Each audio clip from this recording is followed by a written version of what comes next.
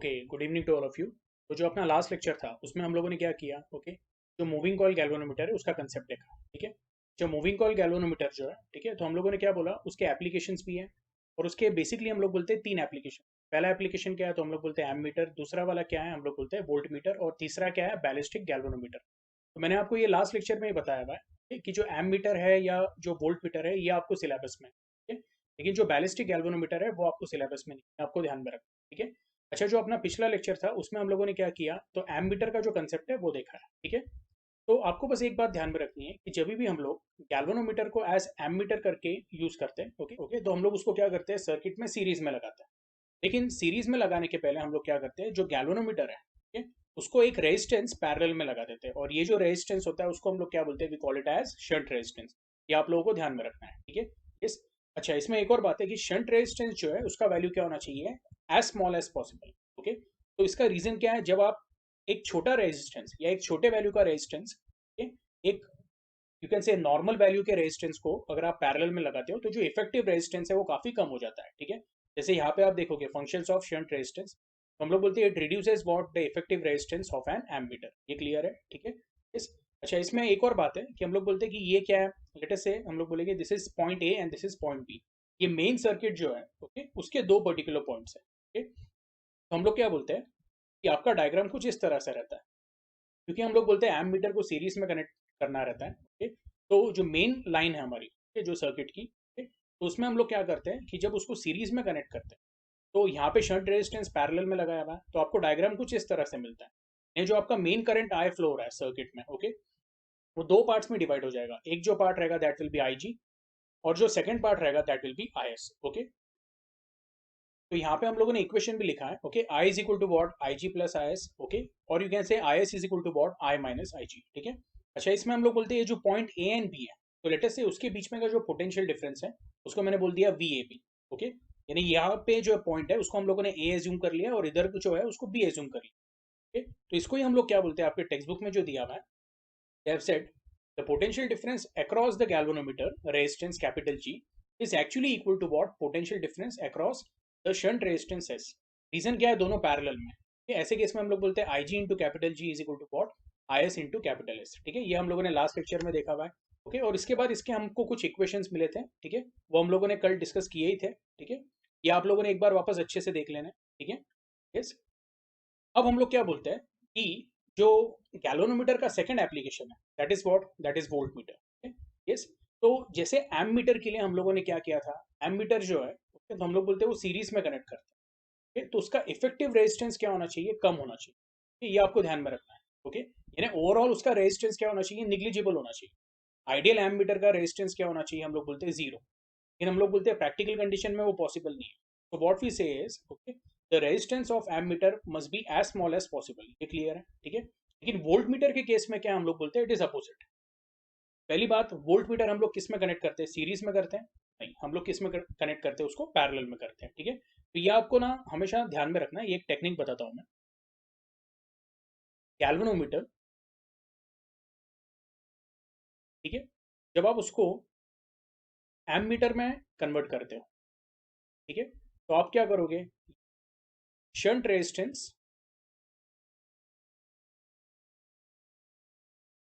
Capital S के parallel में लगाओगे, parallel to what, capital G. ये आपको ध्यान में रखना है, यस।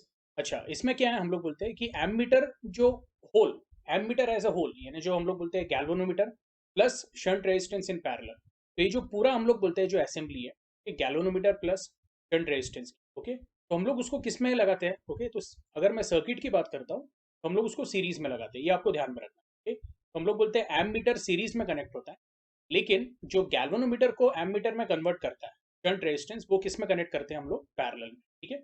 अब हम लोग क्या बोल रहे हैं, गैल्वेनोमीटर को, ठीक है, we are going to convert it into what, voltmeter, okay? तो हम लोग बोलते हैं कि जो वोल्ट मीटर है वो किस में कनेक्ट करते हैं हम लोग, पैरेलल में।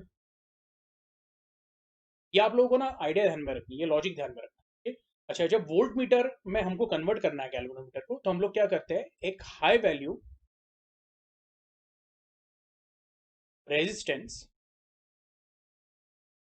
तो आप आर बोल सकते हो या फिर आर एस भी बोल सकते हो। ओके, वो हम लोग किस में लगाते हैं, सीरीज में लगाते हैं।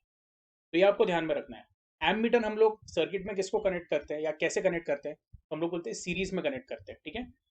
जब मैं वोल्ट मीटर की बात करता हूँ तो सर्किट में कैसे कनेक्ट करते हैं हम लोग, तो जो भी दो पॉइंट के बीच में का वोल्टेज मेजर करना है उसको हम लोग पैरेलल में कनेक्ट करते हैं, ठीक है।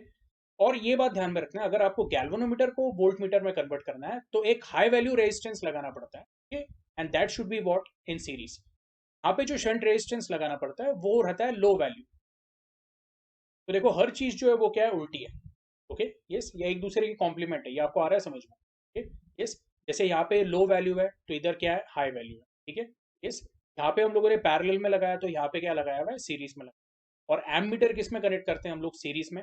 वोल्ट मीटर किस में कनेक्ट करते हैं, पैरेलल में। ये क्लियर हुआ है आपको, ठीक है। यस, अच्छा अभी हम लोग क्या करेंगे, यहाँ पे देख लेते हैं। A permanent magnet moving coil (PPMC) instrument in series with high resistance RS is called as voltmeter, and this voltmeter is always connected in what, parallel with 2 points across which the potential difference is to be measured. ये clear है आप लोगों को? okay? अच्छा अभी इसके पीछे कुछ रीजन दिए हुए तो वो भी हम लोग रीड कर लेते हैं। MCG यानी moving coil galvanometer is very delicate and can give full scale deflection for a current of order 10 milliampere. Okay, तो बहुत छोटे करंट के लिए भी क्या है हम लोग बोलेंगे, it gives what, full scale deflection, okay.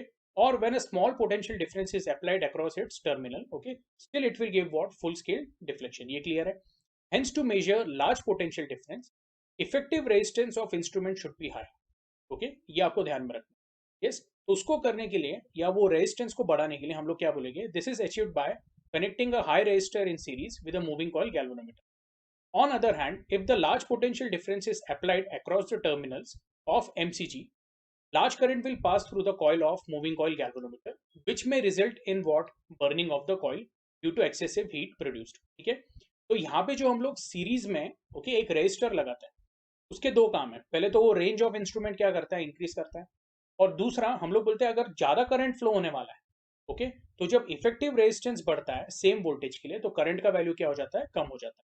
ठीक है, अब ये भी हम लोग आगे डिस्कस करेंगे, इसका आप लोगों ने टेंशन नहीं लेना है, ठीक है। The moving coil galvanometer will be protected from such probable damage if high resistance is connected in series with the moving coil galvanometer. इसका मतलब क्या, अगर हम लोग बोलते हैं कि बहुत सारा करंट फ्लो हो रहा है, ओके, सो इट में damage what, the coil of the galvanometer, यानी जो कैपिटल जी है, ओके, यस, यानी जो रेजिस्टेंस है। तो हम लोग बोलते हैं वो रेजिस्टेंस क्या करेगा, बहुत सारा हीट प्रोड्यूस करेगा, ओके, जब ज्यादा वैल्यू करंट का फ्लो हो रहा है। ऐसे केस में हम लोग क्या करते हैं, ओके, यस, कि वो जो जी का वैल्यू है, ओके, उसको सीरीज में जब आर एस लगाते हैं तो इफेक्टिव क्या हो जाता है, रेजिस्टेंस बढ़ जाता है, ठीक है।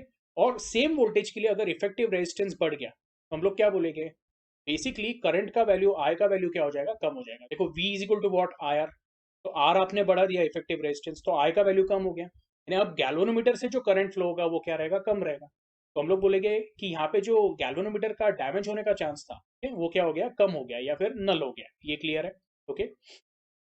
अब हम लोग क्या बोलेंगे, an ideal voltmeter has infinite resistance, so when it is connected between 2 points in circuit would not change the value of current. अब इसका मतलब क्या है ये पहले आपको मैं बता देता हूँ। यस, तो ये आपको एक डायग्राम दिया हुआ है, ओके, गैल्वेनोमीटर है, उसको हम लोगों ने क्या किया हुआ है, सीरीज में एक रेजिस्टेंस लगाया हुआ है, यस। और ये जो पूरा जो असेंबली है इसको हम लोग क्या बोलेंगे, will call it as voltmeter. वो वोल्ट मीटर जो है वो हम लोगों ने ओके अक्रॉस दीज 2 पॉइंट्स ये लगाया हुआ है, ओके, या बिटवीन दीज 2 पॉइंट्स हम लोगों ने उसको कनेक्ट किया। मैं एक काम करता हूँ, आपको एक एक्चुअल सर्किट डायग्राम दिखाता हूँ। आई होप आप लोगों ने ये नोट कर लिया है, इसको मैं क्लियर कर देता हूँ।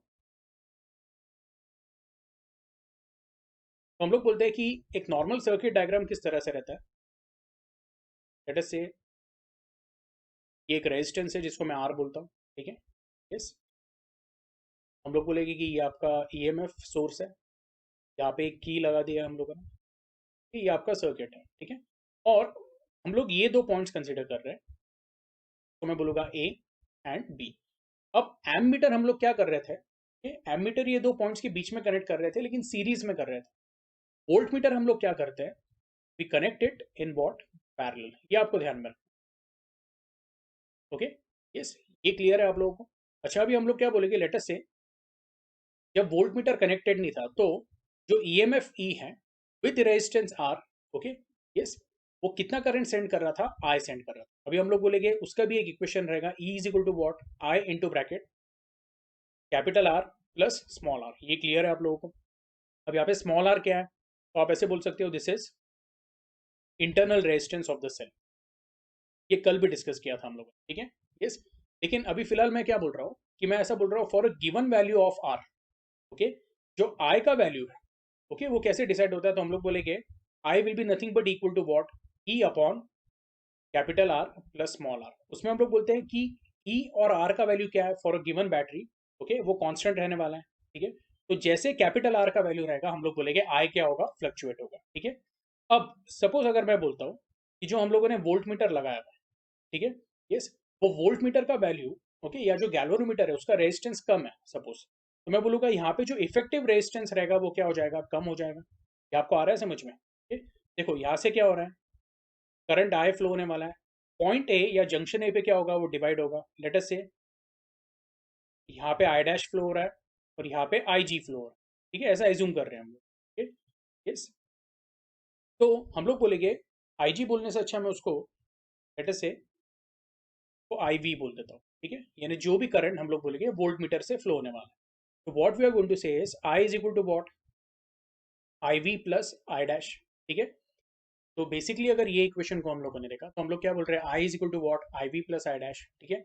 अब ऐसा हम लोग बोल रहे हैं कि अगर आई वी का वैल्यू ज्यादा है, ओके, तो हम लोग क्या बोलेंगे, आई वी का वैल्यू ज्यादा है यानी क्या, लेटेस्ट से मैं बोलता हूँ कि 20% है, 20% ऑफ वॉट, टोटल करंट, ठीक है। तो हम लोग बोलेंगे कि लेटेस्ट से I V is 20% of total current यानी 0.2 टाइम्स आई, तो आपका आई डैश का वैल्यू क्या रहेगा, it is going to be what, 0.8 times I. ये आपको आ रहा है समझ में? अब हम लोग क्या बोलते हैं कि जो आई डैश है वो किस में से फ्लो हो रहा है, आर में से फ्लो हो रहा है। हम लोग बोलेंगे by Ohm's law B A B क्या रहने वाला है, it is going to be I dash into R, okay. अब हमें ए और बी के बीच में का पोटेंशियल डिफरेंस मेजर करना था, तो हमें एक्चुअली क्या मेजर करना था, we actually had to measure V A B which is equal to what, I into R. लेकिन आप जो मेजर कर रहे हो वो क्या है, तो लेटेस्ट से मैं उसको वी ए बी डैश बोल देता हूँ, which is going to be what, I dash का वैल्यू क्या है, मैं बोल रहा हूँ 0.8 टाइम्स आई इंटू आर। ये मैंने बस एक रैंडम वैल्यू लिया हुआ है, ओके, कि 20% करंट यहाँ से फ्लो हो रहा है और 80% यहाँ से फ्लो हो रहा है, ये क्लियर है? यस। अब मैं आपको यहाँ पे ये बताना चाहता हूँ, ओके, कि अगर मैं बोल रहा हूँ कि 80% करंट यहाँ से फ्लो हो रहा है तो जो वी ए बी आप मेजर करोगे उसका वैल्यू क्या रहने वाला है, 0.8 टाइम्स आई इंटू आर। यानी आप जो मेजर करोगे वो रहेगा 0.8 times the actual voltage, okay. तो आपको जो 100% मेजर करना है वो वहां पे वोल्ट मीटर वैल्यू कितना दिखाएगा, जो भी गिवन वोल्टेज रहेगा उसका सिर्फ 80% वैल्यू बताए, ठीक है। जैसे मैं बोलता हूँ कि अगर वी ए बी का वैल्यू, ओके, लेट अस से इट इज 10 वोल्ट, तो आपको जो वोल्ट मीटर रीडिंग बताएगा वो वी ए बी डैश बताएगा, यानी वो कितना हो जाएगा, 0.8 into 10 which is going to be what, 8 volt. तो यहाँ पे क्या हो गया आपका, 2 वोल्ट का क्या हो गया, एरर हो गया। क्या आपको आ रहा है समझ में? ऐसे केस में हम लोग क्या बोलते हैं, ओके, कि अगर मुझे IV का वैल्यू कम करना है, मुझे 0.2 आई नहीं चाहिए, मुझे बहुत कम चाहिए उसका, यानी कैसा, may be 0.0001 times I, okay. अगर ये पर्टिकुलर वैल्यू होता है तो आई डैश का वैल्यू क्या हो जाता है, ओके, ये कैंसिल होके आपका आई डैश का वैल्यू हो जाएगा 0.9999 टाइम्स आई। ये आपको आ रहा है समझ में? यानी आप ऐसे बोल सकते हो this is your 99.99% of the actual current. ये आपको आ रहा है समझ में? मैं आपको बस ये बताना चाहता हूँ कि हमको क्या करना है कि जो वोल्ट मीटर से जो करंट पास हो रहा है उसका वैल्यू मिनिमम रखना है टोटल करंट का। वो आप कैसे करोगे, तो उसका एक ही तरीका है कि आप वोल्ट मीटर का क्या करो, रेजिस्टेंस बढ़ा दो, ठीक है। अब वोल्ट मीटर का रेजिस्टेंस इन्हें क्या, तो बेसिकली हम लोग गैल्वेनोमीटर का रेजिस्टेंस बढ़ाने की बात करें, ओके। ये तो गैल्वेनोमीटर का रेजिस्टेंस कैसे बढ़ाएंगे वो हम लोग आगे देखेंगे, लेकिन हम लोग बोलते हैं कि जब गैल्वेनोमीटर का रेजिस्टेंस बढ़ता है, ओके, यानी हम लोग बोलते हैं जब वोल्ट मीटर का ओवरऑल रेजिस्टेंस बढ़ जाता है, ओके, तो उससे फायदा क्या होता है, तो हम लोग बोले कि अगर यहाँ पे वोल्ट मीटर का रेजिस्टेंस बढ़ गया तो आईवी का वैल्यू क्या हो जाता है, एकदम हम लोग बोलते हैं निग्लिजिबल हो जाता है। यानी यहाँ पे जो मैंने आपको बताया हुआ है, ओके, आई में आपका आई डैश क्या आएगा फिर आपका, okay, it will come approximately 0.9999 times I और यू कैन से 99.99% आई। ऐसे केस में जब आपका आई डैश, ओके, इस 99.99% टाइम्स आई, आपका जो वी ए बी डैश का वैल्यू आएगा, ओके, तो 8 वोल्ट की जगह पे क्या आएगा, इट विल कम 9.999 वोल्ट। ये आपको आ रहा है समझ में? तो हम लोग बोलेंगे जो मेजर्ड वोल्टेज रहेगा उसका भी वैल्यू क्या रहेगा, 99.99% करेक्ट रहेगा, ठीक है। अब ये मैं सिर्फ आपको बता रहा हूँ, ये शायद ऐसा भी हो सकता है कि ये जो वैल्यू है 0.0001, okay, it can be 0.005 times I also, okay, yes. तो इट डिपेंड्स ऑन व्हाट, कि यहाँ पे हम लोग जो वोल्ट मीटर है उसका ओवरऑल इफेक्टिव रेजिस्टेंस कितना कंसिडर कर रहे हैं, या ओके। एनीवे आपको बस इतना ध्यान में रखना है, ओके, कि जो ये वोल्ट मीटर है, ओके, हम लोग बोलते हैं उसका ओवरऑल रेजिस्टेंस क्या होना चाहिए, बहुत ज्यादा हाई होना चाहिए, ओके। और जो आइडियल वोल्ट मीटर है तो हम लोग बोलते हैं उसका जो रेजिस्टेंस है, that should be infinite. Anyway आपको ये तो समझ में आ गया कि वोल्ट मीटर का रेजिस्टेंस ज़्यादा क्यों होना चाहिए। अब गैल्वेनोमीटर को जब वोल्ट मीटर में कन्वर्ट करते हैं, ओके, तो हम लोग फिर क्या करते हैं, तो बेसिकली हम लोग यहाँ पे क्या लगाते हैं, जैसे हम लोगों ने पहले भी डिस्कस किया था, यहाँ पे हम लोग एक हाई वैल्यू रेजिस्टेंस लगाते हैं सीरीज में, ओके, जिसको हम लोग आर बोलते हैं या आर एस भी बोलते हैं, okay. Generally we call it as what, R S. ये क्लियर है? अच्छा, अभी हम लोग बोलते हैं कि ये आपका डायग्राम दिया हुआ है, conversion of MCG into volt meter, ठीक है। अब ये जो डायग्राम है ये आपको मैं कैसे करता हूँ, ओके, यहाँ पे सर्किट डायग्राम के हेल्प से हम लोग इसको डिस्कस करेंगे। तो सबसे पहले मैं क्या करूंगा, तो सबसे पहले मैं यहाँ पे एक सर्किट डायग्राम बना लेता हूँ। ये हमारा बैटरी है, ये हमारा रेजिस्टेंस है, ठीक? यहाँ पे एक की दिखा देते हैं, ये हमारा EMF E है, बैटरी, ये एक्सटर्नल रेजिस्टेंस R है, ठीक है। इस अब ये जो EMF है तो उसका इंटरनल रेजिस्टेंस भी रहेगा, लेकिन वो हम लोग बाद में डिस्कस करेंगे। ये दो पॉइंट्स हम लोग कंसिडर करते हैं, ए एंड बी। अब हम लोग, जैसे पहले भी मैंने आपको बोला हुआ है कि यहाँ से जो करंट आई फ्लो हो रहा है उसका इक्वेशन क्या है, तो हम लोग बोलते हैं I is equal to what, E upon capital R plus small R. ये क्लियर है आप लोगों को? ठीक है, यस। एनीवे यहाँ पे जो स्मॉल आर है, तो लास्ट टाइम भी हम लोगों ने ये डायग्राम बनाया हुआ था, ओके, यस। अब ए एंड बी के बीच में, ओके, हम लोगों ने रेजिस्टेंस आर रखा हुआ है, तो ए एंड बी के बीच में हम लोग क्या करेंगे, वोल्टेज मेजर करेंगे। तो हमारा जो वोल्ट मीटर है, यानी जो गैल्वेनोमीटर है जिसको हम लोगों ने वोल्ट मीटर में कन्वर्ट किया है, उसको इस तरह से लगाया हुआ है। अब एक्चुअल सर्किट डायग्राम में ये कैसे लिखेंगे, ओके, तो हम लोग बोलते हैं कि जैसे आपके टेक्स्ट बुक में दिया हुआ है, ओके, यस, आपका ये गैल्वेनोमीटर है और उसको हम लोगों ने क्या किया हुआ है, सीरीज में एक रेजिस्टेंस लगाया हुआ है RS, ओके, यस। तो यहाँ पे आप कैसे लिखोगे, तो थोड़ा अच्छे से मैं बना लेता हूँ। ये हमारा पॉइंट ए है और ये हमारा पॉइंट बी है। ये बेसिकली आपका गैल्वेनोमीटर है और उसको हम लोगों ने एक हाई वैल्यू रेजिस्टेंस, उसको हम लोगों ने एक high value resistance RS series में लगा दिया इस तरह से, ठीक है। And point A and point B के बीच में भी हम लोग क्या बोल रहे हैं, एक रेजिस्टेंस है which is going to be what, R. ये जो आपको डायग्राम में दिख रहा है वो डायग्राम मैंने इस तरह से बना दिया। ऊपर का डायग्राम और नीचे का डायग्राम क्या है, सेम है, ये आपको ध्यान में रखना है, ठीक है? जो की के जो EMF E, और यहाँ से करंट जो फ्लो हो रहा है वो क्या है, आई। अब हम लोग बोलेंगे जो करंट आई है तो ये पॉइंट पे आके क्या हो जाएगा, हम लोग बोलेंगे it is going to split, और स्प्लिट इस तरह से होगा, तो यहाँ पे जो करंट जाएगा उसको हम लोग क्या बोलेंगे, will call it as IG। और जो रिमेनिंग करंट है वो क्या रहेगा, जो इधर से फ्लो होगा, that will B I minus IG।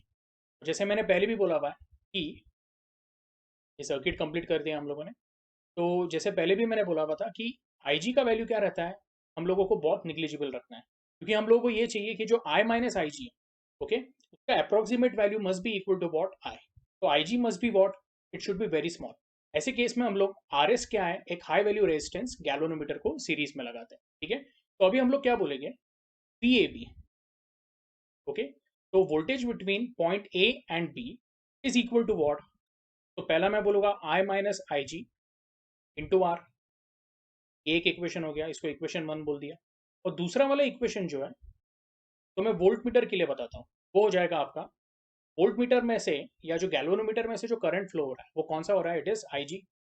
तो बेसिकली हम लोग क्या बोलेंगे कि ये जो IG है वो किससे मल्टीप्लाई होगा, तो हम लोग बोलेंगे यहाँ पे दो रेजिस्टेंसेस सीरीज में, तो एक जो है गैल्वेनोमीटर का रेजिस्टेंस G एंड प्लस हम लोग बोलेंगे this is going to be RS। Equation आया आपको समझ में? Let us say this is your equation number second.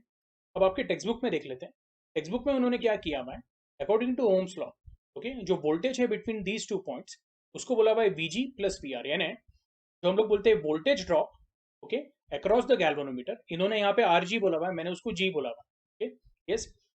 तो जो एमीटर था उसमें हम लोगों ने गैल्वेनोमीटर रेजिस्टेंस को कैपिटल जी बोला हुआ है। ओके, यहाँ पे उन्होंने आरजीबी यूज किया हुआ है, आप आरजीबी यूज कर सकते हो, कैपिटल जी भी यूज, ठीक है। प्लस हम लोग बोलेंगे वीजी प्लस वीआर, वीआर क्या है तो voltage drop across the series resistance. तो इसको अगर हम लोगों ने सॉल्व किया तो हमें क्या इक्वेशन मिलेगा, V is equal to I G into bracket G plus R S, जैसे हम लोगों ने यहाँ पे सॉल्व किया था, ठीक है। यस, सिर्फ हम लोगों ने उसको वी ए बी बोला, ये ध्यान में रखना, ठीक है। एनीवे इसको रीअरेंज किया तो आपको मिलेगा G plus R S is equal to V upon I G. R S is nothing but equal to V upon I G minus capital G. ये एक इंपॉर्टेंट इक्वेशन है, ओके, इसको नोट करके रखना है। अब हम लोग क्या बोलते हैं, okay, this equation gives the value of resistance of high resistor which should be connected in series with moving coil galvanometer so as to convert it into voltmeter, ठीक है।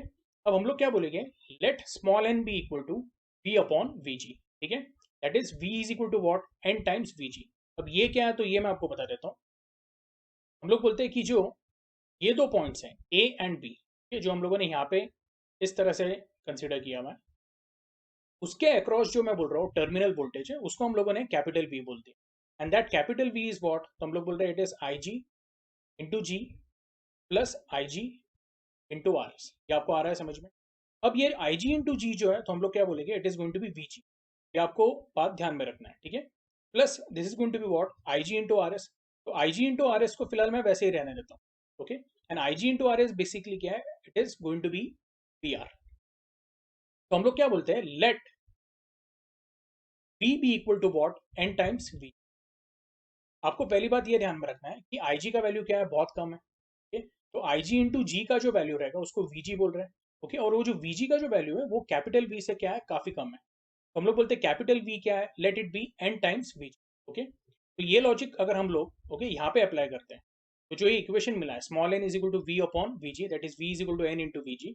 तो ये हमको जो पिछला वाला इक्वेशन मिला था RS का, उसमें हम लोग सब्स्टिट्यूट करेंगे तो आपको मिलेगा R S is equal to what, N into V G upon I G minus G, yes. तो N into V G upon I G, V G upon I G क्या है तो हम लोग बोलते हैं बाय ओम्स लॉ, ये होने वाला है रेजिस्टेंस कैपिटल जी, ओके। इसमें से हम लोगों ने जी कॉमन ले लिया तो आपको मिला R S is equal to what, capital G into bracket N minus one. ये क्लियर है। अब functions of high value resistor ये हम लोगों ने डिस्कस किया हुआ है एक्चुअली। जैसे मैंने बोला है कि to increase the effective resistance of the galvanometer, ये पहली बात है। ये भी डिस्कस किया है हम लोगों ने, to increase the range of voltmeter, ठीक है। यस, हम लोग बोलेंगे कि जो बेसिकली जो गैल्वेनोमीटर है वो कम करंट पे भी क्या है, ओके, बहुत ज्यादा डिफ्लेक्शन देता है। तो अगर मुझे ज्यादा बेसिकली वोल्टेज अगर मेजर करना है तो मेरा रिक्वायरमेंट क्या होना चाहिए कि कम करंट क्या होना चाहिए, फ्लो होना चाहिए through what, okay, volt meter. तो ऐसे केस में हम लोग बोलते हैं कि जब हम लोग हाई वैल्यू सीरीज रजिस्टर लगाते हैं तो इनडायरेक्टली हम लोग क्या कर रहे हैं, जो रेंज ऑफ वोल्ट मीटर है उसको भी क्या कर रहे हैं, इंक्रीज कर रहे हैं। एंड जो लास्ट हम लोग बोलते हैं important function, that is what, to protect the galvanometer from damage due to large current. Suppose अगर लार्ज करंट फ्लो हो रहा है, ओके, तो हम लोग बोलेंगे कि अगर मैंने जो सीरीज रेजिस्टेंस आर एस लगा दी है, ओके, यस, तो उसके वजह से क्या हो जाता है, इफेक्टिव रेजिस्टेंस बढ़ जाता है, okay. And for the same voltage हम लोग बोलते हैं आई का वैल्यू क्या हो जाता है, घट जाता है, ठीक है। अब आई का वैल्यू घट गया तो हम लोग बोलेंगे कि आई का वैल्यू अगर कम हो रहा है तो वो कम हुआ हुआ वैल्यू जो है करंट का वो क्या होगा, गैल्वेनोमीटर से फ्लो होगा। और इस तरह से हम लोग क्या करते हैं, basically we, okay, protect the galvanometer from being damaged, ठीक है। यस, अच्छा, अभी इसमें क्या है, फिर हम लोग बोलते हैं जो नेक्स्ट कंसेप्ट है, sensitivity and accuracy of moving coil galvanometer, ठीक है। अब basically what exactly is sensitivity of MCG या मूविंग कॉइल गैल्वेनोमीटर। तो हम लोग बोलते हैं moving coil galvanometer is said to be current sensitive device, ये आपको ध्यान में रखना है। And it is sensitive. अब सेंसिटिव का मतलब क्या, तो अगर थोड़ा भी करंट फ्लो होता है तो भी वो क्या करता है, डिफ्लेक्शन दिखाता है, ठीक है। यस, तो हम लोग बोल रहे हैं if it gives larger change in deflection for small change of current through it, then we say the galvanometer is very sensitive, okay. अब इसको हम लोग कैसे देख सकते हैं, तो मैं बोलूँगा लेट अस से आई and I plus di be the initial and final value of current flowing through the coil, okay। तो हम लोग बोल रहे हैं कि एक पर्टिकुलर वैल्यू ले लिया हम लोगों ने I, ठीक है। वो I के लिए हम लोग क्या देखेंगे कि जो डिफ्लेक्शन है वो कितना हो रहा है, तो जो डिफ्लेक्शन है उसको क्या बोल दिया हम लोगों ने, थीटा, ठीक है। और फिर हम लोगों ने करंट का वैल्यू थोड़ा सा बढ़ा दिया, वो हम लोगों ने क्या कर दिया, I प्लस डी आई कर दिया। तो उसके लिए जो डिफ्लेक्शन रहेगा वो क्या रहेगा, it will B theta plus delta theta, या फिर आप इसको डी थीटा भी बोल सकते हो, ठीक है। तो बेसिकली हम लोग क्या बोल रहे हैं कि जब करंट आया था तो डिफ्लेक्शन थीटा था, और जब हम लोगों ने करंट का वैल्यू डी आई से बढ़ा दिया तो डिफ्लेक्शन भी कितना बढ़ गया, डी थीटा से बढ़ गया, ओके। अब अगर मैंने ये डी थीटा और डी आई का रेशियो लिया तो हम लोग क्या बोलते हैं, the ratio of the D theta upon D I, okay, is nothing but it is called as sensitivity of moving coil galvanometer. Okay, ये आपको ध्यान में रखना है। Sensitivity of MCG, okay, is given by capital S suffix I is equal to what, D theta upon D I. अब हमारे पास एक equation है, ओके, विच इज, जो हम लोगों ने एमसीजी का इक्वेशन देखा था तो उसमें हम लोगों ने क्या देखा था कि जो एक्टिंग टॉर्क है और जो रिस्टोरिंग टॉर्क है, जब उसको इक्वेट किया तो हमें एक इक्वेशन मिला था, I is equal to what, bracket C upon N B A to what theta. This is what the current flowing through moving coil galvanometer. ये क्लियर है? अब इसको हम लोग क्या करेंगे, will differentiate it with respect to what, theta. तो आपका एलएचएस क्या हो जाएगा, मैं आपको यहाँ पे दिखा देता हूँ। मैं बोल रहा हूँ कि I is equal to C upon N B A bracket into theta. Okay, तो ऐसे इसमें मैंने क्या किया, differentiating both side with respect to theta, तो आपको मिलेगा D I upon D theta will be equal to what, तो ये पूरा टर्म कांस्टेंट है, C upon N B A, C upon N B A बाहर हो गया, तो आपको क्या मिला, D theta by D theta. ये क्या होने वाला है, it is going to be one. तो आपको यहाँ पे क्या मिल रहा है, D I by D theta is equal to C upon N B A. तो इसमें आप ऐसे भी बोल सकते हो, D theta upon D I will be equal to what, N B A upon सी।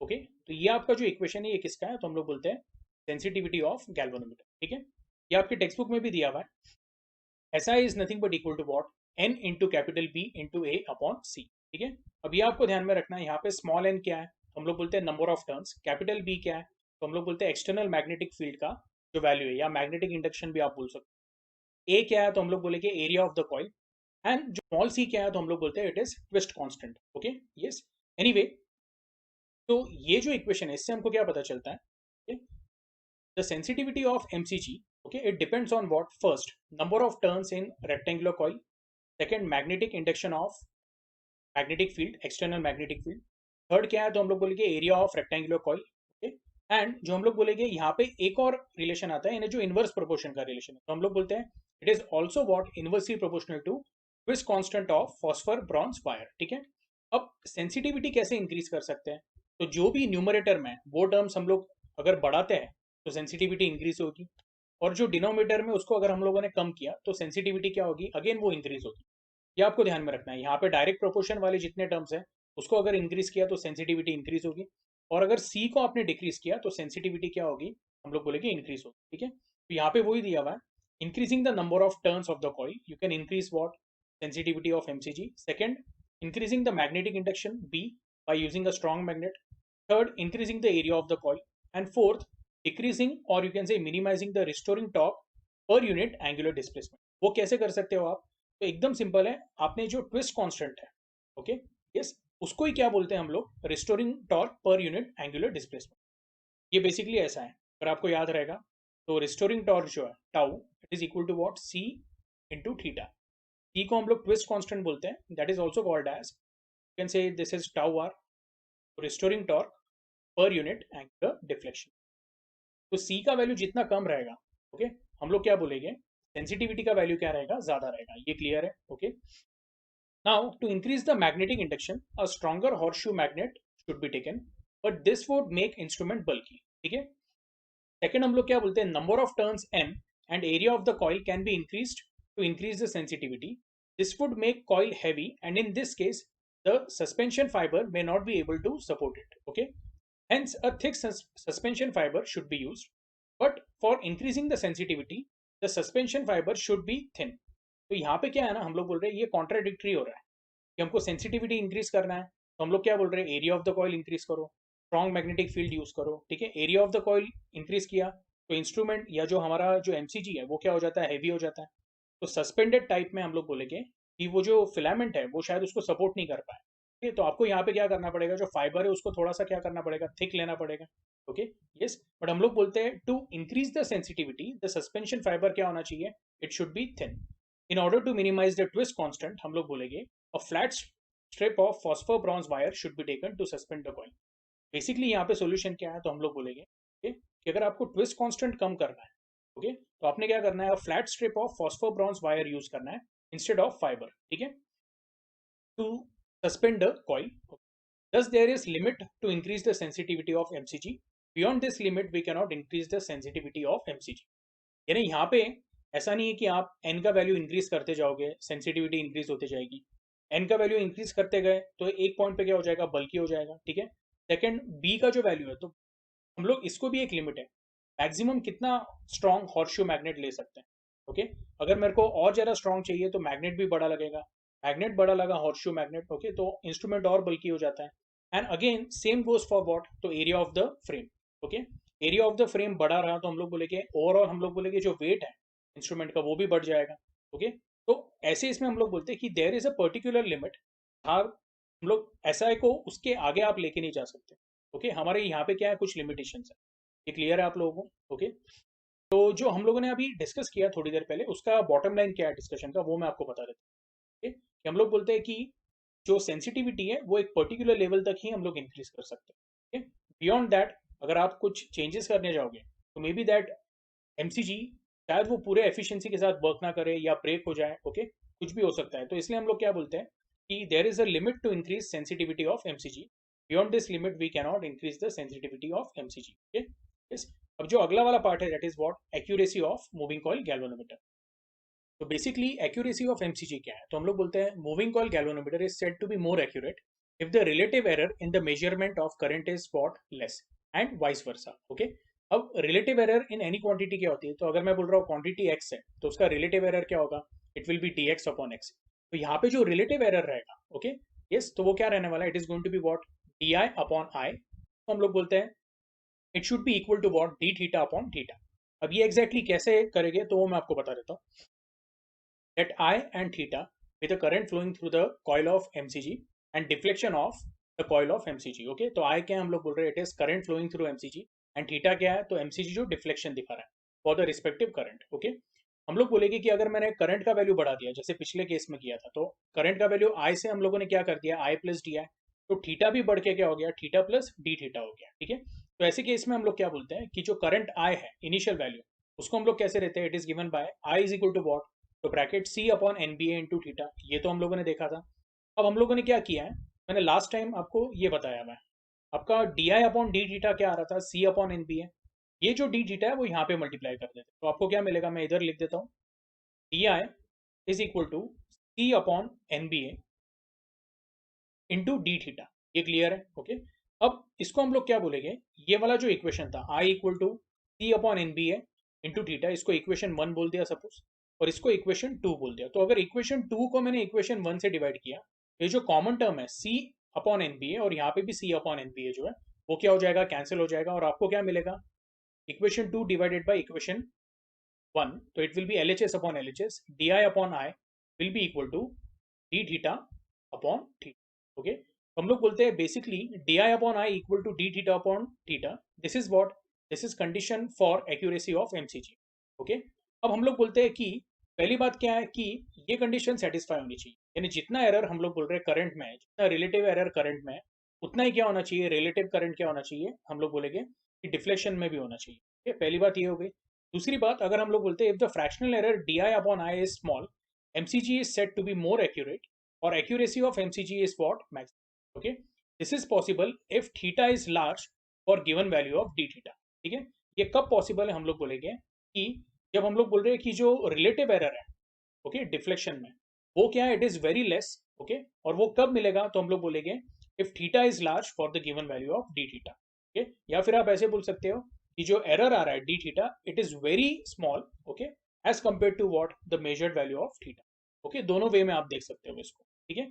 तो आई होप आपको ये समझ में आया है. ठीक है. अब इसमें एक और बात है आपको ये ध्यान में रखना है, ओके, कि जहाँ पे हम लोग बोलते हैं एक्यूरेसी हम लोग बढ़ाने के लिए जाते हैं, ओके, तो बहुत बार क्या हो जाता है, हम लोग बोलते हैं सेंसिटिविटी ऑफ गैल्वेनोमीटर जो है वो थोड़ी बहुत इफेक्ट हो जाती है. ठीक है. यस.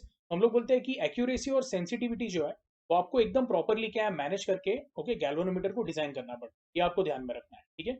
यस. एनीवे, इसका जो लास्ट पार्ट है that is what, cyclotron. Okay. अब जो आपका नेक्स्ट कंसेप्ट है वो है साइक्लोट्रॉन का. तो बेसिकली साइक्लोट्रॉन क्या है, हम लोग बोलते हैं it is a circular particle accelerator. ये ध्यान में रखना है. ओके. अब साइक्लोट्रॉन में बेसिकली क्या है, तो हम लोग बोलते हैं we actually utilise a strong magnetic field and strong electric field. ठीक है. मैग्नेटिक फील्ड का काम क्या है, तो वो जो चार्ज पार्टिकल है, पॉजिटिवली चार्ज पार्टिकल मोस्टली, उसको वो क्या करता है, गाइड करता है। ओके, और जो इलेक्ट्रिक फील्ड है उसका काम क्या है, तो हम लोग बोलेंगे वो उसको एक्सीलरेट करता है। यानी आप ऐसे बोल सकते हो, इलेक्ट्रिक फील्ड जो चार्ज पार्टिकल है उसकी वेलोसिटी बढ़ाता है, और मैग्नेटिक फील्ड क्या करता है, तो वो चार्ज पार्टिकल को गाइड करता है। जैसे यहाँ पे आपको दिया हुआ है the magnetic field, okay okay, it basically bends the charge particle into circular path. ये क्लियर है।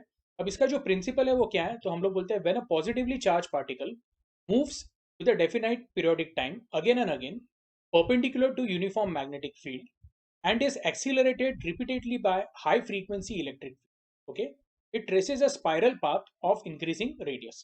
Okay, spiral path of increasing radius यानी क्या, तो इस तरह से यहाँ पे डायग्राम में दिया हुआ है दिस वन। ओके, तो यहाँ पे आप देख रहे हो जैसे स्पाइरल पाथ में क्या होते जा रहा है, रेडियस इंक्रीज होते जा रहा है, और एक पॉइंट पे क्या होगा, वो विंडो से charge particle at a very high speed निकल जाएगा। ठीक है, लेकिन ये कैसे होता है तो वो पहले हम लोग समझ लेंगे। ठीक है, तो उसके लिए हम लोग क्या बोलेंगे, पहली बात तो कि जो द पॉजिटिवली चार्ज पार्टिकल है it is accelerated to high speed and it gains a large amount of kinetic energy. ये आपको ध्यान में रखना है। ठीक है, अब अभी हम लोग क्या करेंगे, साइक्लोट्रॉन का कंस्ट्रक्शन देख लेते हैं। ठीक है?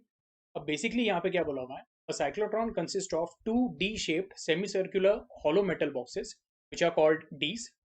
There is a small gap between two Ds, capital D1 and capital D2.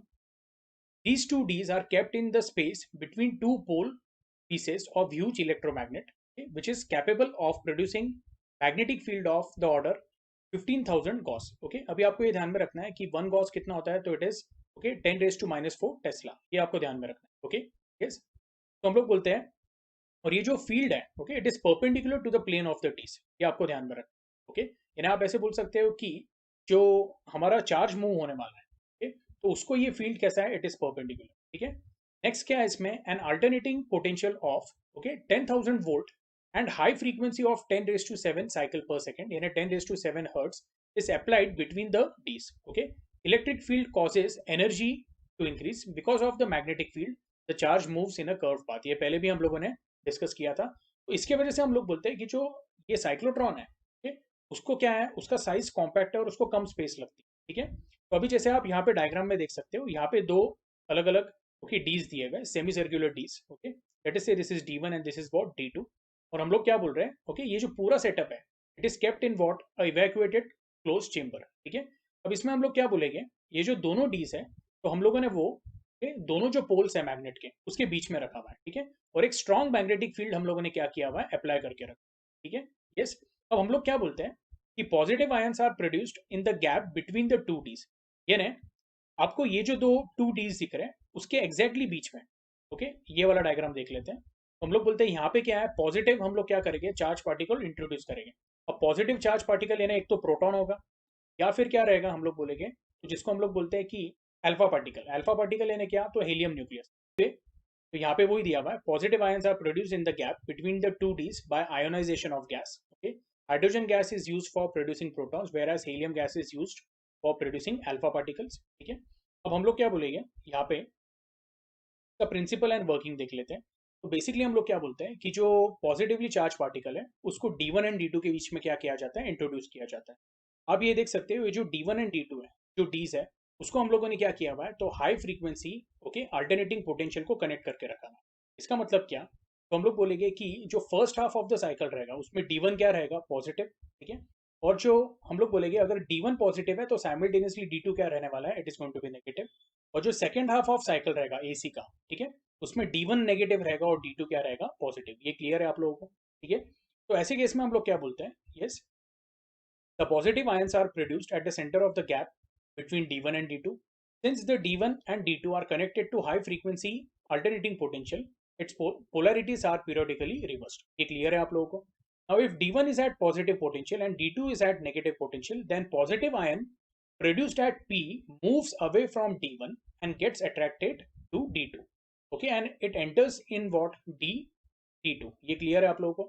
Yes, अभी आपको बस ये बात ध्यान में रखना है कि यहाँ पे जब हम लोग ये पॉजिटिव चार्ज पार्टिकल को इंट्रोड्यूस करते हैं तो उसको कुछ काइनेटिक एनर्जी पहले से ही मिली रहती है। अब वो जो काइनेटिक एनर्जी है उसके साथ वो ट्रैवल करते रहता है, लेकिन साथ में हम लोग क्या बोलते हैं, एक स्ट्रॉन्ग मैग्नेटिक फील्ड क्या है उसके ऊपर एक्ट करते रहता है। तो ये जो स्ट्रॉन्ग मैग्नेटिक फील्ड है उसके ऊपर क्या अप्लाई करता है, एक तरह का सेंट्रीपिटल फोर्स अप्लाई करता है, जिसके वजह से हम लोग बोलेंगे ओके ये जो है वो एक स्पाइरल पाथ ट्रैवल करता है। अब साइमल्टेनियसली हम लोग क्या बोल रहे हैं कि जो मैग्नेटिक फील्ड है वो उसको गाइड तो कर रहा है, लेकिन गाइड करते वक्त हम लोग क्या बोल रहे हैं कि जो D1 है, D1 क्या है, पॉजिटिव है फर्स्ट हाफ में, वो उसको क्या करेगा, रिपेल करेगा, स्ट्रांगली रिपेल। और जो D2 है वो क्या करेगा, उसको अट्रैक्ट करेगा। तो ऐसे इसमें हम लोग क्या बोलते हैं कि यहाँ पे वो स्पाइरली ओके D1 से एग्जिट करेगा और अभी D2 में क्या होगा, एंटर करेगा। अब जब वो D1 से एग्जिट करके D2 में एंटर करता है तो हम लोग बोलते हैं first half of the cycle क्या हो गया, ये खत्म हो गया। अब जब वो D2 में एंटर करते रहेगा तब D2 क्या हो जाएगा, हम लोग बोलेंगे D2 will become what, okay, positive, and D1 will become what, negative. यानी अभी सेकंड हाफ ऑफ साइकिल चालू हो गया। ऐसे केस में पहले ही क्या हो गया, वो एक्सीलरेट हो गया। ठीक है, एक्सीलरेट तो हुआ है लेकिन साइमल्टेनियसली हम लोग बोलते हैं कि जो स्ट्रॉन्ग मैग्नेटिक फील्ड है वो उसको गाइड कर रहा है। ओके, तो यही प्रोसेस यहाँ पे भी होने वाला है, लेकिन बस अभी हम लोग क्या बोलेंगे, जो उसका रेडियस ऑफ कर्वेचर है वो बढ़ते जा रहा है। क्या आपको आ रहा है समझ में? यानी अभी D2 से क्या होगा, वो रिपेल होगा। ठीक है, यस, D2 से रिपेल होगा और D1 उसको क्या करेगा, अट्रैक्ट करेगा। ठीक है, तो इस तरह से क्या हो गया, यहाँ पे पूरी एक साइकिल कंप्लीट हो गई, यानी one positive half and one negative half की। ये आपको आ रहा है समझ में? यस, यानी जब D1 उसको अट्रैक्ट कर रहा है, ओके, तो जब वो D2 से एग्जिट करेगा, वो पॉइंट पे हम लोग बोलेंगे D1 वापस क्या बन जाएगा, इट विल बिकम पॉजिटिव। ठीक है, ये आपको आ रहा है समझ में? ओके, मैं वापस आपको बताता हूँ। ये पॉइंट से हम लोग क्या कर रहे हैं, ओके, जो पॉजिटिवली चार्ज पार्टिकल है उसको इंट्रोड्यूस कर, ठीक है, यस, उसको कुछ वेलोसिटी भी अचीव्ड है। और हम लोग बोल रहे हैं कि जो मैग्नेटिक फील्ड है वो उसको क्या कर रहा है, उसके ऊपर एक सेंट्रीपिटल फोर्स एक्ट कर रहा है। ठीक है, और वो सेंट्रीपिटल फोर्स की वजह से वो गाइड होता है और वो एक स्पाइरल पाथ क्या करता है, ट्रैवल करता है। ठीक है, ये क्लियर है? लेकिन जब वो स्पाइरल पाथ ट्रैवल कर रहा है, ओके, यस, उसको एक्सीलरेट कौन करता है, तो D1 करता है। क्यों? तो D1 उसको क्या करेगा, रिपल करेगा। और ये प्रोसेस में D2 उसको क्या कर रहा है, साइमल्टेनियसली अट्रैक्ट कर रहा है। ये आपको आया समझ में? लेकिन जब वो D1 से एग्जिट करके जब D2 में एंटर होगा, ऐसे टाइम में हम लोग बोलेंगे D1 अभी क्या था, जो पहले पॉजिटिव था, D1 will become negative and D2 will become what, positive. तो अब D2, जब वो D2 में एंटर हुआ है तो D2 उसको रिपेल करना चालू करेगा। और जब D2 उसको रिपेल करेगा तो ऐसे केस में हम लोग क्या बोलेंगे, again it will get accelerated.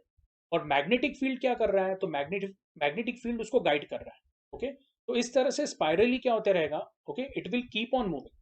और हर एक जब वो हम लोग बोलते हैं कि एक साइकिल कंप्लीट करता है, ओके, तो हम लोग बोलते हैं कि उसकी वेलोसिटी इंक्रीज होते जाती है और साइमल्टेनियसली हम लोग क्या बोल रहे हैं, जो उसका रेडियस है, ओके, वो भी क्या होते जा रहा है, इंक्रीज होते जा रहा है। इसलिए आपको यहाँ पे क्या मिल रहा है, एक स्पाइरल पाथ मिल रहा है। ये क्लियर है? ओके, एक पर्टिकुलर पॉइंट पे क्या होगा, हम लोग बोलेंगे ये प्रोसेस में, ये जो पॉजिटिवली चार्ज पार्टिकल है वो विंडो से क्या करेगा, एग्जिट करेगा। और यहाँ पे जो भी टारगेट है उसको जाके क्या करेगा, वो कोलाइड करेगा। ओके, टारगेट है क्या, तो हम लोग बोलेंगे may be it is what, तो हम लोग बोलेंगे एक रेडियो एक्टिव एलिमेंट है या एक रेडियो एक्टिव न्यूक्लियस है जिसको हमको क्या करना है, ब्रेक करना है। ठीक है, एनीवे, इसको हम लोग कैसे देखेंगे, तो ये जो पैराग्राफ है ये आप लोगों ने क्या करना है, ओके, खुद से पढ़ लेना है। ओके, जो मैंने आपको एक्सप्लेन किया है वही दिया हुआ है, सिर्फ यहाँ पे एक इंपॉर्टेंट है। Okay, the positive ion moves in strong magnetic field perpendicular to the plane of the dees, hence experiences force. This force acting on the positive ion due to magnetic field provides necessary centripetal force. Okay, लेकिन circular motion में move नहीं होते हुए वो spirally क्या होता है, move होता है। ठीक है, यस, अब यहाँ पे थोड़ा सा एनालिसिस दिया हुआ है वो देख लेते हैं। हम लोग बोलेंगे the radius of semi circle traced by positive ion can be obtained by equating the centripetal force mv square by r with the force v into Q into V. अब ये कौन सा फोर्स है, तो हम लोग बोलते हैं जो आपका I into L into B है। ओके, यानी अगर हम लोग बोल रहे हैं conductor, if it is carrying current and it is placed in external magnetic field, उसके ऊपर क्या होगा, एक फोर्स एक्ट होगा, that will be I into L into B. लेकिन अभी कंडक्टर की जगह पे क्या है, हम लोग सिर्फ चार्ज कंसिडर कर रहे हैं। ओके, तो जो चार्ज मूव हो रहा है, ओके, अगर हम लोग बोलते हैं Q is the value of the charge and V is the velocity, then the external magnetic will exert a force which is equal to B into Q into V. उसको हम लोग सेंट्रीपिटल फोर्स से क्या करेंगे, equate करेंगे। इसमें से जो कॉमन टर्म्स है हम लोग क्या बोलेंगे, या उसको रीअरेंज करके we'll get small R is equal to what, तो यहाँ पे वी एंड वी कैंसिल हो गया, आपको मिलेगा R is equal to M into V upon capital B into Q. ये क्लियर है? अब इसमें हम लोग बोलते हैं ओके कि जो एम है, एम क्या है, it is mass of the positively charge particle. पहली बात ये ध्यान में रखना है। कैपिटल बी क्या है, तो हम लोग बोलेंगे it is okay basically strength of magnetic field, या फिर आप उसको ओके मैग्नेटिक इंडक्शन भी बोल सकते हैं। एंड स्मॉल क्यू क्या है, तो हम लोग बोलेंगे जो चार्ज पार्टिकल है उसका वैल्यू। तो ये जो तीनों पैरामीटर है वो क्या है, कांस्टेंट है। तो ऐसे केस में हम लोग बोलेंगे small R is what, it is proportional to the velocity. Okay, तो हम लोग बोलेंगे equation 14.46 gives radius of circular path traced by positive ion in magnetic field. Since m, q are constant for a given positive ion and capital B is kept constant for the given magnet, the radius of circle traced by positive ion is directly proportional to the velocity of positive ion. ये clear है? ठीक है। अच्छा, तो I hope आपको ये relation समझा है। Okay, the radius of circle traced by positive ion is directly proportional to the velocity of positive ion. ठीक है। यस, अब इसके बाद क्या दिया हुआ है? The time required to traverse a semi circle is given by small T is equal to pi upon omega. अब बेसिकली अगर पूरा सर्कल होता तो हम लोग उसको क्या बोलते हैं? Capital T time period. Capital T क्या होता? तो हम लोग बोलते हैं it is 2 pi upon omega. ये जो स्मॉल टी है हम लोग क्या बोलेंगे? It is half of time period. ये आपको ध्यान में रखना है। ओके, ये क्लियर है? तो small T will be equal to what? Capital T upon 2। Capital T upon 2 यानी क्या होने वाला है? 2 pi upon omega, okay, divided by 2। हम लोग बोलेंगे 2 and 2 कैंसिल हो जाएगा, आपको क्या मिलेगा? This is going to be pi upon omega. ये क्लियर है? बट जो ओमेगा है यानी जो एंगुलर स्पीड है तो हम लोग क्या बोलेंगे? It is going to be okay the ratio of the linear speed to the radius. Okay, तो इसको रीअरेंज करके आपको क्या मिलता है? Small T is equal to what? It is pi R upon capital V. Okay, V is what? तो उसका जो लीनियर स्पीड है ये आपको ध्यान में रखना है। ठीक है। यस, अब हम लोग क्या बोलते हैं? जो आर का इक्वेशन मिला है वो यहाँ पे हम लोग सब्स्टिट्यूट करेंगे तो हमें मिलेगा T is equal to pi R upon V is nothing but pi upon V into M V upon V Q. इसमें हम लोग क्या बोलेंगे? v कैंसिल हो जाएगा, आपको मिलेगा small t is equal to what? Pi into M upon capital B into small Q. ये क्लियर है? Now this equation reveals that the time taken to describe a semi circle is independent of the radius, okay, as well as velocity, and it is same for all the ions, okay, with the same mass and same charge। okay, यानी basically जो यहाँ पे time period होने वाला है, okay, यानी हर एक जो आप ऐसे देख रहे हो कि टाइम पीरियड यानी क्या? तो मैं सेमी सर्कल ट्रैवल करने के लिए जो टाइम पीरियड यानी वो एक डी में एंटर करेगा और एग्जिट करेगा। ओके, मेरा बोलने का मतलब ये है कि आपको ये जो दिख रहे हैं सेमी सर्कल्स वो अलग अलग रेडियस के दिख रहे हैं, लेकिन हर एक सेमी सर्कल ओके जो वो ट्रैवल कर रहा है उसको उसको क्या लगने वाला है? सेम टाइम लगने वाला है। It is independent of the radius as well as velocity. ये क्लियर है आप लोगों को? ओके, तो स्मॉल टी का वैल्यू दिया हुआ है pi into M upon capital B into Q. Okay, yes, हम लोग बोलेंगे जो ओवरऑल पीरियड रहने वाला है, okay, capital T, it is given by what? It is twice T, which is equal to 2 pi m upon Q into capital B। ठीक है। अब आपको ये भी ध्यान में रखना है, this equation reveals that the time taken to describe semicircle is independent of radius r and velocity v। ये डिस्कस किया हुआ है, and is same for all ions of with the same mass and same charge।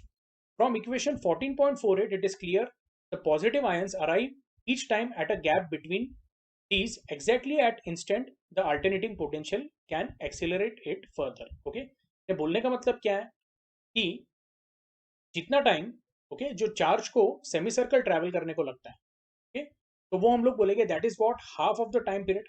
और ये same time में हम लोग क्या बोलते हैं कि जो एसी है उसका हाफ साइकिल कंप्लीट होता है। ये रहे, हम लोग बोलेंगे ये एंटर किया, अब ये क्या था? पॉजिटिव। जब ये एग्जिट करेगा वही टाइम पे ये क्या बन जाएगा? नेगेटिव। ये क्लियर है आप लोगों को? ओके, अच्छा, इसके बाद फिर क्या है? तो हम लोग बोलेंगे कि ऐसे केस में जो magnetic resonance frequency, okay, yes, वो हम लोग किससे देते हैं? तो it is going to be reciprocal of time period is 1/t। और ये इक्वेशन आप लोगों को ध्यान में रखना है सीईटी पॉइंट ऑफ व्यू से। जो मैग्नेटिक रेजोनेंस फ्रीक्वेंसी है for a cyclotron it is given by Q into capital B upon 2 pi M. ठीक है। अच्छा, अभी हम लोग क्या करेंगे? हमारे पास v का इक्वेशन है, तो will talk about the kinetic energy of a positively charge particle. Okay, तो विल से कि हमारे पास जो पहला वाला इक्वेशन था, जो सेंट्रीपेटल फोर्स है which is provided by the magnet the force okay that is acting on the charge due to magnetic field, तो हम लोग बोलेंगे M V square by R is equal to what? B into Q into V. लेकिन हम लोग बोलते हैं अगर मुझे काइनेटिक एनर्जी मैक्सिमम चाहिए, ओके, तो वेलोसिटी भी क्या चाहिए? मैक्सिमम। तो मैं बोलूंगा ये इक्वेशन में v के जगह पे हम लोग v मैक्स लेंगे, तो ये क्या हो जाएगा? M V square max upon R is equal to B into Q into V max. इसमें से v मैक्स कैंसिल हो जाएगा और आपको क्या मिलेगा? इसको रीअरेंज किया तो v max is equal to q into b into r upon m। तो काइनेटिक एनर्जी क्या रहने वाला है? It is going to be half M V square max. इसको वापस आप लोगों ने रीअरेंज किया तो आपको मिलेगा kinetic energy is nothing but equal to q square into capital b square into r square upon 2m। The positive ion executes spiral path, gains kinetic energy every time on its crossing from one d to another। ये तो हम लोगों ने discuss किया है, क्योंकि हर बार अगर वो एक्सीलरेट कर रहा है इसका मतलब क्या? उसका वेलोसिटी बढ़ रहा है, उसका काइनेटिक एनर्जी भी क्या होगा? इंक्रीज होगा। ये क्लियर है आप लोगों को? Okay, the positive ions gain high velocity energy and ultimately escape through window w and bombard the target t placed near the window. ठीक है, ये क्लियर है? अभी जो टारगेट है तो क्या है? मैंने आपको बोला पाया, ओके, शायद वो कोई भी रेडियो एक्टिव एलिमेंट हो सकता है या उसका न्यूक्लियस हो सकता है। ओके, यस, तो अभी हम लोग लिमिटेशंस ऑफ साइक्लोट्रॉन देख लेते हैं। Cyclotron has been proved to be useful to produce very high energetic protons, okay, high energetic positively charged particle like protons, deuterons, alpha particles, okay. deuterons इन्हें क्या, जो हम लोग बोलते हैं हाइड्रोजन का आइसोटोप है ड्यूटेरियम, उसके अगर मैंने इलेक्ट्रॉन निकाल दिए तो जो हमें मिलेगा वो क्या रहेगा, ड्यूटेरॉन रहेगा, ठीक है. Yes. The energies of these particles are of the order several million electron volt, okay. Cyclotron is a circular accelerator with low voltage source for producing high energy particles. ये क्लियर है. But इसके limitations क्या है, तो हम लोग बोलेंगे पहला वाला लिमिटेशन है it can not accelerate अनचार्ज particles like neutron, okay. Yes. Second वाला क्या है, हम लोग बोलेंगे it can not accelerate electrons because it has a small mass hence moves with very high speed, okay. दूसरी बात हम लोग बोलेंगे कि इलेक्ट्रॉन को एक्सिलरेट नहीं कर सकता है, यानी क्या, तो हम लोग बोलेंगे कि एक तरह से उसको कंट्रोल नहीं कर सकता है जो मैग्नेटिक फील्ड है, ओके. यस. या फिर उसको प्रॉपरली गाइड नहीं कर सकता. okay? मैं वापस ये पॉइंट रीड करता हूँ. It cannot accelerate electrons because it has small mass hence moves with very high speed, therefore it cannot remain in phase with the field. अब it cannot remain in phase with the field का मतलब क्या, तो हम लोग बोलते हैं जैसे जब मैं पॉजिटिवली चार्ज पार्टिकल की बात करता हूँ तो वो एक डी में एंटर हो रहा है और बाद में वहां से एग्जिट हो रहा है, तो ऐसे केस में हम लोग क्या बोलते हैं, वो जो डी की पोलरिटी है, okay, उसके एंट्री और एग्जिट के साथ एग्जैक्टली वो पोलरिटी क्या होती है, चेंज होती है. इलेक्ट्रॉन्स के केस में हम लोग बोलते हैं due to its very low mass and very high velocity, ठीक है, हम लोग वो कंट्रोल नहीं कर पाते, ओके. यानी वो दोनों सिंक्रोनाइज नहीं रहते, ओके.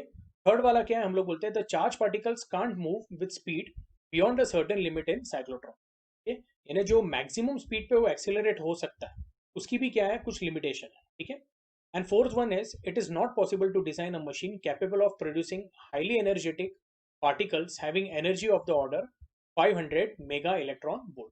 ये आपको ध्यान में रखना, ठीक है. तो हम लोग बोलते हैं सेवरल मिलियन इलेक्ट्रॉन वोल्ट, यानी आप ऐसे बोल सकते हो कि 5 और 10, ओके, मेगा इलेक्ट्रॉन वोल्ट वो प्रोड्यूस कर सकता है, लेकिन हमें अगर 500 mega electron volt, okay, produce करना है तो हम लोग साइक्लोट्रॉन जो है ऐसा साइक्लोट्रॉन डिजाइन नहीं कर सकते, ओके. यस. तो ये क्या थे, साइक्लोट्रॉन के लिमिटेशंस थे. इसके साथ आपका ये जो टॉपिक है magnetic effect of electric current वो पूरा कंप्लीट होता है. अब जो हमारा नेक्स्ट लेक्चर रहेगा उसमें हम लोग क्या करेंगे, मैग्नेटिज्म टॉपिक स्टार्ट करेंगे.